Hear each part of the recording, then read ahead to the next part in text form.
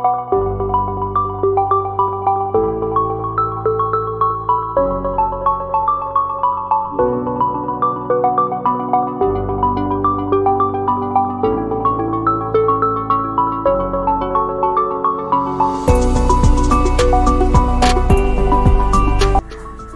warm welcome to you all in this course chemistry and this lecture 29 of this course, which is named chemistry, right? The course code for this particular course is CH101 for odd semester and CH201 for even semester, right?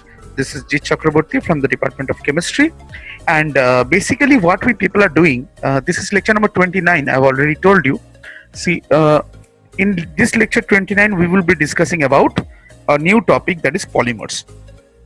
Now, before discussing about polymers, let us have a quick recap of what we people have done till now and what we people are doing. Okay. So if we go into the fact that what we people have done, we will see that we have completed 3 modules and we are inside the 4th module. Now, these 3 modules were namely inorganic chemistry, organic chemistry, and physical chemistry. You might be thinking that if these 3 are over, what else is remaining in chemistry?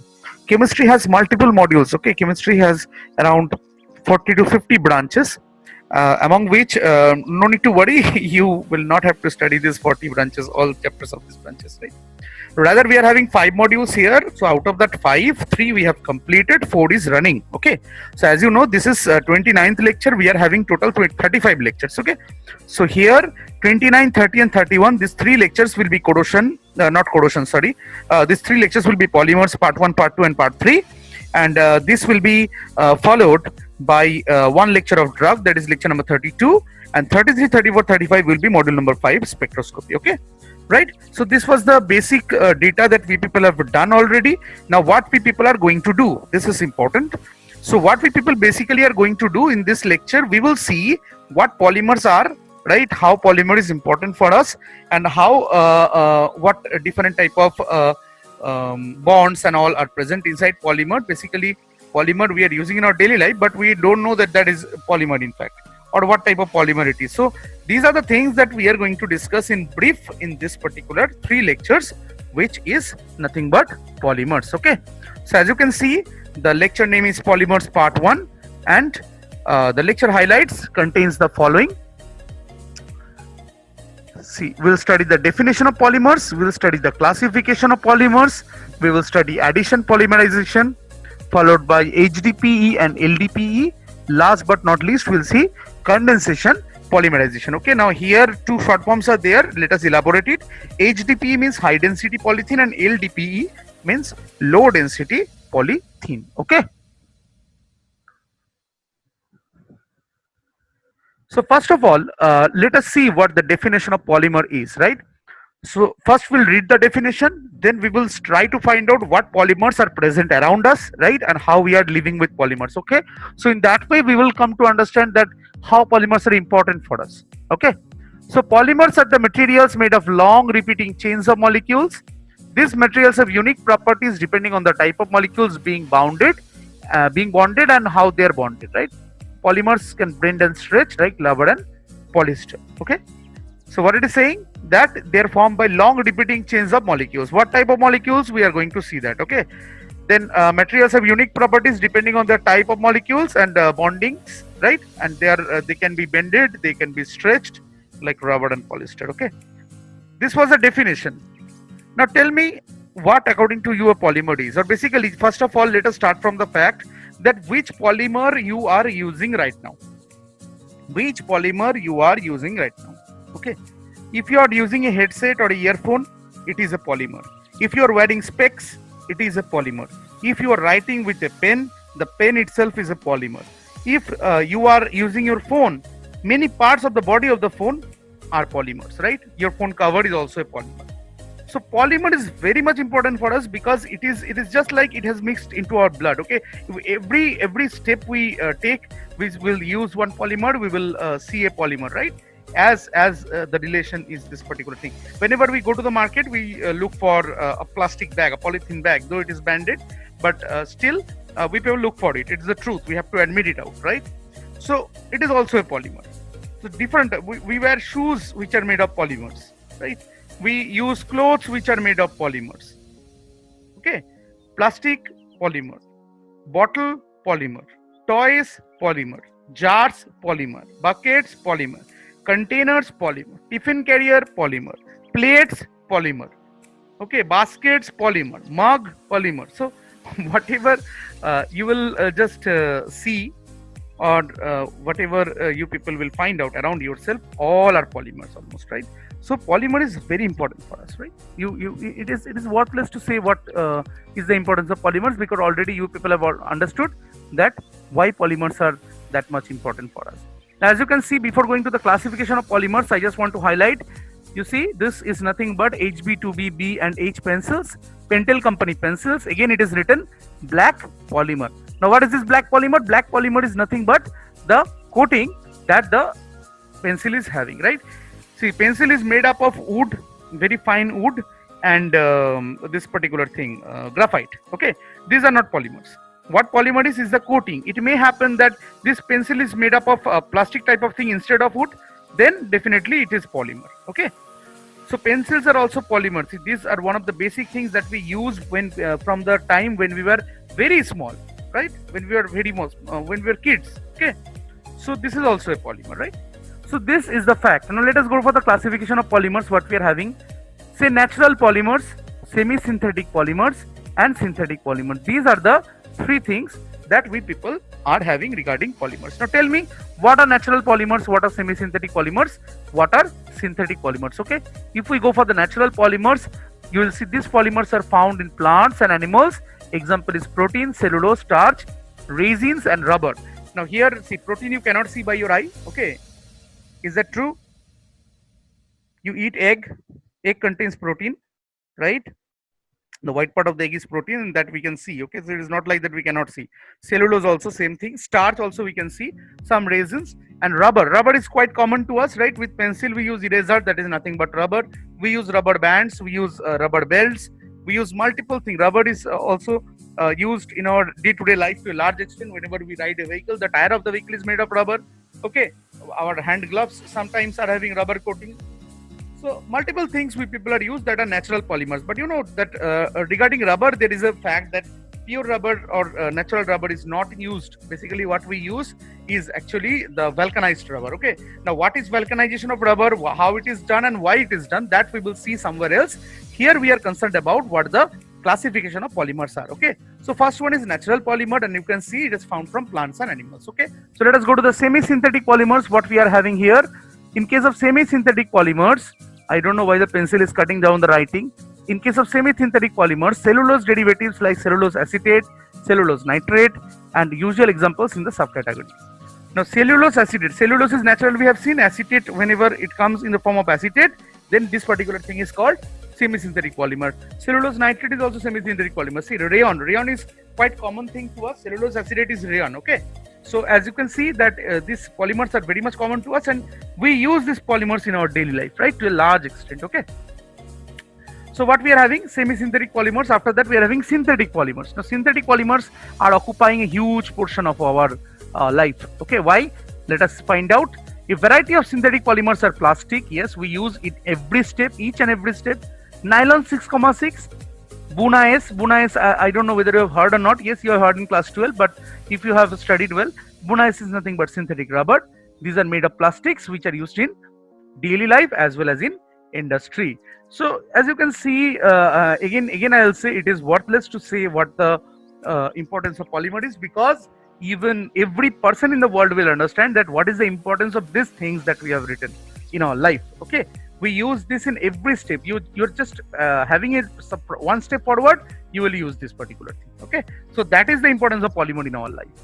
So let us clear this out and go to the next slide.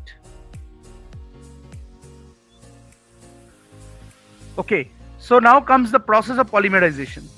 So first we have seen what are polymers. Second, we are seeing what are the types of polymers, and third we are having the addition polymerization, because there are basically two types of polymerization reactions, that is the ways by which a polymer will be formed. These are of two types. Okay, what are these two types? Sorry, one is addition polymerization and the other is condensation polymerization. Okay, so these two things are there. Now what we are having, let's see. In this type of polymerization, the molecules, one second. Yeah, in this type of polymerization, the molecules of the same monomer and different monomers act together to form a large scale polymer. Monomers used are unsaturated, that is alkanes and alkynes. Mode of polymerization leads to increase in chain length, and chain growth can take place through formation of either free radical or ionic species. So what is it? There are basically 3 points we need to remember. Point number 1, here same or different monomers will combine together to form a large polymer. Point number 2, the monomers that we are using must be unsaturated. They may be alkenes, alkynes or some other things, but they must be unsaturated. Point number 3, this particular type of polymerization will result in a large chain, okay, and it may be formed either by radical mechanism or by ionic mechanism. Now here whatever mechanism we people will show, or we people will see rather, this is free radical mechanism. So let us find it out. It basically happens in 3 steps. First one is initiation, second one is propagation, third one is termination. Okay, so initiation means what will happen. Here we are taking benzoyl peroxide. Now benzoyl peroxide, I don't know whether you know the name or not. You must know, because we have used this particular thing in Beer-Villager oxidation in the organic lecture. Okay, so you must know either, or I will think that you have not seen the lecture, right? So benzoyl chloride is nothing but main component of tear gas that police use to scatter any type of protest and all, right? So I have used benzoyl chloride in my life. Huge terrible condition occurred, right? Tears will come down your eyes, whatever, whatsoever happy you are, or whatsoever sad you are, or whatsoever okay you are, tears will come down from your eyes without your control, right? Because your eye will suffer from active irritation, right? That's why tears will come. Anyway, so benzoyl peroxide, what will happen? This bond, I repeat, this particular bond will break, and we will be having 2 units of benzoyl group, C6H5COO dot. This is nothing but benzoyl radical. Okay, now this particular radical will work. How it works, I'll show you. I'll just give the arrow. This will come down here, and this will come down. Sorry. Yeah, this will come down here. Let me just make the arrow a little bit thin. Okay, so yeah, this will come down here, and another will come down here. Okay, and one will go here. So basically what is happening, the bond, which bond, let us highlight it out. This particular bond, right, this particular bond is broken. Okay, this particular bond is broken, and the electrons are scattered in different places. Now where they are placed, let us, I'm just rubbing it out and I'm showing you again. Why this is not deleted? Okay, now it's deleted. This one, see, this particular there are 2 electrons present. One electron will come here, another electron will go here. Okay, and this electron will combine with this electron to form CO2. So here let us use green.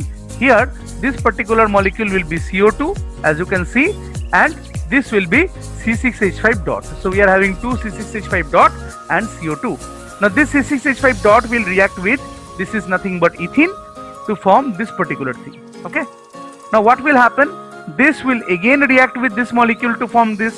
So automatically this is propagation. First one was initiation, so the reaction is initiated, reaction is started. Second one is propagation. Propagation means here one by one the groups will be added, right? Third one is termination. Termination means finally this particular groups will add, and they will result in the formation of complete polymer that we are discussing later on. Let us understand the propagating step. So each and every free radical will react with one of the ethene molecule, and the chain will propagate like this. After that what will happen, 2 compounds, this type of compound, 2 compounds will come together, they will join, right? So here as we can see, if we give the arrow, so how it will happen, this one will give 1 electron, this one will give another electron, and in turn what we will get, one complete bond will be established within these 2, right? So whatever compound we'll get C6H5 this whole group, and again at the other end C6H5 this whole group. Okay, so this particular thing will come, as you can see. right? As simple as that. Let us clear the drawings. Understood? So basically in addition polymerization, what we are having this three steps, which is initiation, propagation, termination, and using these three steps this particular polymerization will proceed. Okay, chalo, let us go to the next slide. Here comes LDPE and HDPE. So what is LDPE and what is HDPE? Let us see in details. LDPE is low density polythene and HDPE is high density polythene. Okay. Now let us try to understand what is low density polythene, what is high density polythene. Let us imagine you are having a bucket and you are having a fine film of plastic, just like a simple thin carry bag less than 100 microns, right? You have borrowed from the market. So if that less than 100 microns, whatever you have gone from the market, whatever you have got from the market, that particular thing, if it is having low density, then it is low density polythene, whereas the bucket or the pen that you are having is high density polythene. Okay, so here gradually if you see what the differences are, the first and foremost the common difference will be HDPE has high density, LDPE has low density. So हमको तो ये पता ही नहीं था, because it is evident from the name only, right? It is quite what I can say, it is usual that if the name is like this, high density polythene and low density polythene, then definitely this type of thing will come up, right? So this one is high density and this one is low density. Okay, number two, it is stronger than LDPE, it is weaker than HDPE. This is also very common. If the density is stronger, that means it is thick, the compound is thick. If the compound is thick, then definitely it will be stronger. And of course, a bucket is much more stronger to tear up compared to a carry bag that you have got from the market. Okay, so that's how it is. Third point is can withstand relatively higher temperatures than HDPE, not resistant to higher temperature as HDPE. This also in turn is the application of the first point only, that if density is less and the compound is weak, then definitely it will not withstand with high temperature. Okay, here strong forces are there, here weak intermolecular forces are there, and these have resilient qualities, these have high resilient qualities. Means if we want to resell this particular thing, then HDPE is difficult, but LDPE is quite good.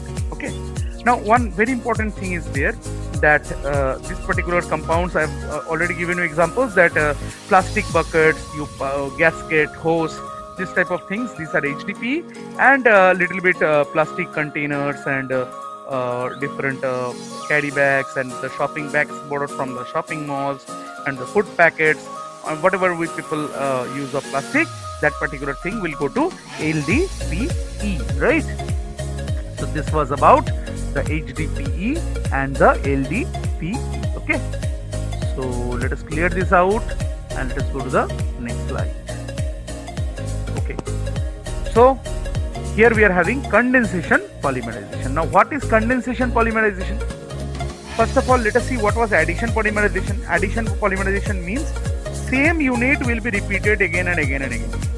Again I'm saying same unit will be repeated again and again and again. That means whenever ethene unit is repeated, then what is formed? Polythene is formed. Whenever styrene is repeated, what is formed? Polystyrene is formed, right? Basically the things are like that. Whenever addition polymerization occurs, same monomer will be repetitive. Okay, but if we look at the condensation polymerization process, here two different polymers will come up and they will condense with loss of small molecules like HCl or water. Let us see what the definition says. This type of polymerization generally involves repetitive condensation reaction between two bifunctional or trifunctional monomeric units. So multiple functional groups must be there in the monomers, otherwise this will not work. Number two is polycondensation reactions may result in the loss of simple molecules like water, alcohol, hydrogen, chloride. So I told you people that here if these two compounds combine, then what will happen? Small molecules will definitely leave. You just take this particular thing for example. What is the pen? Yeah. See this hydrogen. Let us just block it out because in the books only this type of things are shown. We are taking blue, so I'm just blocking it out. This particular group will go off as water, and what will happen? C double bond OC. This type of group will come up. Just check it out. Just see it.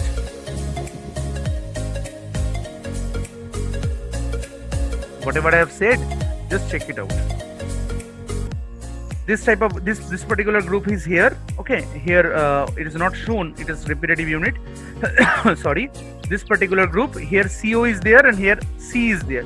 This is C, this is O, sorry, this is O, right? So CO and O, see, CO and O, and where this particular thing has gone, H2O, it is not written, it will be plus H2O. Okay, this will be plus H2O. Now see, it leads to the formation of higher molecular mass condensation polymers. Okay, in this reaction, the product of each step is again bifunctional species and the sequence of condensation goes on. Since each step produces distinct functionalized species and is independent of each other, process is also called step growth polymerization. Now here another term comes up. What is chain growth polymerization?